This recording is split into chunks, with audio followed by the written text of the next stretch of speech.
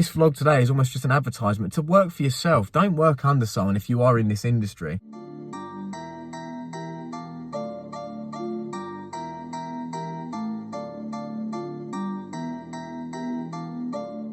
Yeah, today's going to consist of a bit of boxing training, and then obviously I'm going to watch the football out. And if you know me, either via this channel, just in person, you know I bloody love football.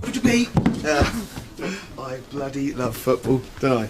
Although, to be fair, do I love watching England play? Probably not so much. Quite like to open up about just on YouTube in general, and I think it needs to be heard of. And it's talking about botched contracts or rubbish contracts in the fitness industry, and how I feel like a younger, or not even just younger, but inexperienced generation of trainers just being taken advantage of as they just start their career in this industry. And I know I feel like that, so I'm going to talk about it. So my first time was working full time in the industry under someone, and the you know, it seemed like a good deal at the time. You know, it was 19 grand a year, but of course on top of that, you know, the promise of a 6-month pay rise. Every 6 months I get a pay rise, dependent on performances and bringing people in. Although the difference was I was stripped away from that responsibility of bringing anyone in, and even during my free time, I spent most of my time clearing things up and cleaning up fag butts and ting. So yeah, Rizzler and ting. Even the controversy behind all that, the way I left, it was made out that I left on my own accord, but in reality, no, I was actually got rid of. I was discharged, if you like. I was binned, if you like. I was dumped. Yeah, it was great. It was bloody great. Made me feel brilliant. Made me amazing. I was put on furlough. I was told forcibly that I should not take on another job. Promised that I'd be returning to work as soon as possible. I was then suddenly kicked out of a group chat, or another chat was made. I was completely isolated. And then after that, I then get slated off on a podcast. A trainer in their mid-20s with a six-pack who lives at home with their mum telling an adult how to live. And then straight after that, I was dropped with immediate effect, if you like. And when asked why I'm not actually going to be working here, the first response was, "Oh, I can't afford you." And then the second response was, "Well, actually, we're not going in the same direction." So, well, which one is it? Which is it? You say yes, he says bloody no. He's not your boss, is he? Hey? He was my boss. Yeah. And then I go to an interview about a month or two later, because obviously man's got to get another job and that sort of stuff. I don't want to be ending up on the streets. Great band.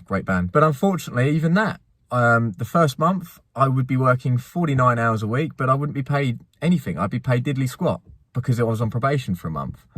So it was almost a bit like, okay, all right. And then the following month I was promised to be paid £900 a month. It's kind of like, it's mental really, isn't it? You can work all these hours. You can earn so much money on your own personal training, but if you work under someone, it's a completely different story altogether. They want you to try and work for as minimal wage as possible, so they obviously reap the benefits of it. They'll always say or act or insinuate they're doing you a humongous favour because they've got all this wealth of experience and they're so intelligent. I then move on to my last contract that I previously, fortunately, didn't sign. The contract itself was written out almost like it was found on Wikipedia. That was one thing. Oh, nose running. It's not the only thing that's going to be running today. I'm not going out for a run today. I was offered 19 grand a year, but I was told I was under the influence that I wasn't under the influence. I don't do drugs. Drugs are bad. Drugs are bad. You shouldn't do drugs. Okay. Obviously told that, you know, I'd be working alongside someone. So the hours, in my opinion, the hours and workload would be split between two people. So 19 grand for two people, you know, 19 grand each. It's understandable, right? You'd expect to be working maybe 30, 40 hours, perhaps even a little bit over that just to start off with, to prove your worth. In the contract itself, it actually stated I'd be earning between £9.50 an hour to £30.50 an hour. I was working 66 to 70 hours a week, which worked out to between £4 and £5 an hour. So yeah, a bit of a jump, probably a little bit of false advertisement there. The job description. Now, the bits he left out is what he asked for.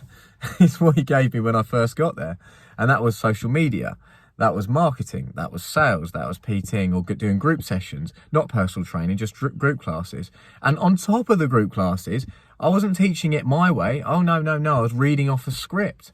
Without sounding too arrogant, I do know my way around a session fairly easily, like a lot of you guys must do. I've got someone behind me telling me what to do the whole time, all right? Because obviously he's 30 years older than me, so he's got all this wealth of experience, and he kept saying he's making he's giving me a huge favour, giving me this big step up. This vlog today is almost just an advertisement to work for yourself. And if you do work under someone, then ensure that obviously you're legally obligated to do some of the roles that they're giving you, because if you're not, then don't do them. Know your worth in this field, I think, is a humongous key in this one. And up until now, I've had such low self-esteem and self-confidence. I've not known my worth. And yet when I look back at things, I can coach people. I've helped people lose weight. I've helped people gain muscle. I've helped myself through this process, and I'm continuously learning, and I'm open to learn even more. So why on earth should I work under someone? And also, I'm an insufferable git, so it just wouldn't work, really. But yeah, that's pretty much it. I think it's an intriguing subject. I think it's a subject that needs to be spoken about more often, because it's very common, especially in this industry. Obviously, I'm very naive to the other industries and how it's like, but I know for one, in the sports and fitness industry, people are taken advantage of, and too many times people are being underpaid for the amount of work they're putting in. The reason why I think this is quite an interesting subject is because it's quite common, and it's taken me up till now to realise how common it is in this particular field. I don't know what it's like in other fields, but in this particular field, in the sports, fitness, health industry, it is very common for these sort of things to happen. And I think the only way to really tackle this problem is to speak openly about it and have more people jump on board and speak openly about their experiences in the field this way. So yeah, that's pretty much it. I hope you've enjoyed, guys. I certainly have enjoyed. This is probably the first time ever I've managed to coherently speak properly for a good 5 minutes. And I will see you in the next one. Peace.